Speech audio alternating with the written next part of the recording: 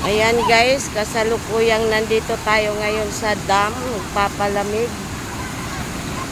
Ayun yung ano, yun yung baba ng dam guys.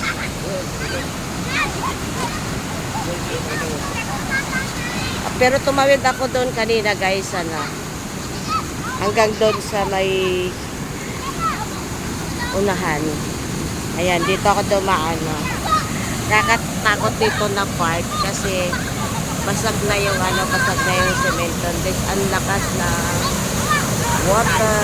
Ayan. So may mga bata ditong naliligo ngayon guys kasi sobrang init kasi ngayon dito sa ano, sa probinsya. Ay! Naambak na siya ni Ambak. Ayan. O, diba? Dito kami dati naliligo guys nung malinis pa to. Bagong ano pa lang to, bagong tayo pa lang tong dam na ito. So madalas kami dyan na ano, yan, humisiksik kami doon sa ilalim. Paakyat kami dyan, galing doon, no. So makulit kami nung araw kasi bago pa to, malinis. Malinis siya ngayon, ang dami ng ano, oh, yung dami ng dumi. So lumang dam na to, 80s pa ito. Ayan. O, kaway-kaway mga kids. Malamig, malamig. Ha? Malamig, bugnaw. Ha? Malamig. So dito sila nagpapalamig. Meron naman silang kasamang matanda guys. Ano, kumusta ka kuya? Ha? Na okay ka ra? Naligo na ka? Ayan yung kuya nila guys, nagsuswimming guys, ayan o. So meron silang bantay guys. Hi kuya. Kumusta ang tubig? Malamig kuya, malamig. Malamig, malamig, malamig. So kung naiinitan, dito lang takbo sa dam. Alam nyo guys, yung history ng dam na to. Marami nang nalunod dito. Kasi nung araw, ano, ayon sa mga chismosang iring, meron daw na ukoy dyan sa ilalim, nangunguha ng mga ano, ng mga bata. Ayan si kuya umakyat, oh. Joke lang yan, joke. Pero ilang bata na ano dito na disgrasya. Eh kasi nga siguro hindi marunong ano, hindi marunong maglangoy, kaya ayan, ito yung hagdanan niya guys. So, andito yung ako. Ayan. So, dito yung papuntang water papuntang palayan sa baryo. Ayan. Meron pa silang ano, sakay gakit-gakit na kahoy. Madalas kami dyan sa tapat guys, dati nagpipiknik kami dyan, mga kaibigan ko. Kahilata lang kami dyan, malinis pa kasi yan dati. So madalas kami magtambay dito noon. Ayan. So nakikita nyo yung ano doon, no? Yung nakadikit sa semento guys. That is kohol egg. Ayan, kulay pink siya. Ayan, ang daming ano, yung water lily. So ito yung mga dahon-dahon ng mga palkata na galing dyan.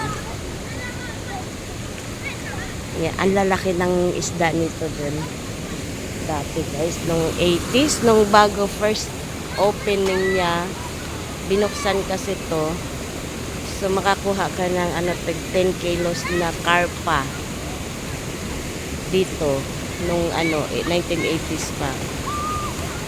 So sagana yung mga tao dito noon ng isda. Every year kasi binubuksan to, pinapa drain yung ano, yung water. So ngayon dumami na yung tao. Ayan oh, ano na, madumi na siya. Pero malinaw naman yung ano. Tsaka marami ng bahay kasi doon sa taas. So ngayon, Hindi na ako dito naliligo. Ibali nang hindi ako makaampak dyan. So, pumupunta lang ako dito, makikinig ng drop ng water. Diba? Nakaka-relax kasi yung sounds niya.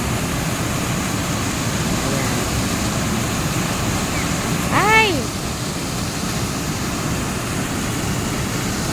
So, madalas dito mga bata, walang mga bantay. Ang mga parents siguro nag-stop po lang tong mga to. Ayan. Sobrang init, alas 4 na dito ngayon. So, kaya, uwi na kayo? Uli na kayo, gabiin na. So, tapos na silang naligo, guys.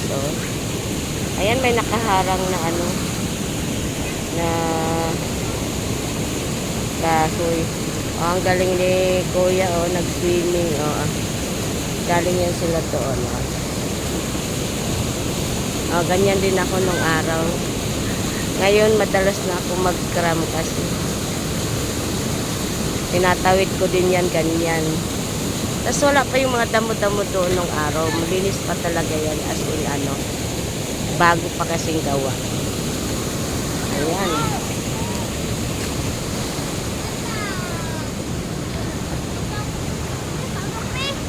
So yung dalawa nandoon na sa taas. Akyat na tayo, guys.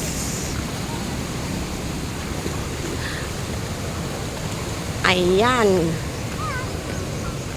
So nakaakyat na ako. So okay na yung daan dito dati. Nung January, last ko punta doon sa aking nanay, kapatid ng aking nanay. So maano pa yung kalsada dyan. After fiesta, na-script ni Kapitan, so may harang-harang, ibig sabihin hindi siya pwedeng daanan ng malalaking truck, only motorcycle. Ayan, laki ng Falcata. Okay, thanks for watching. Bye bye.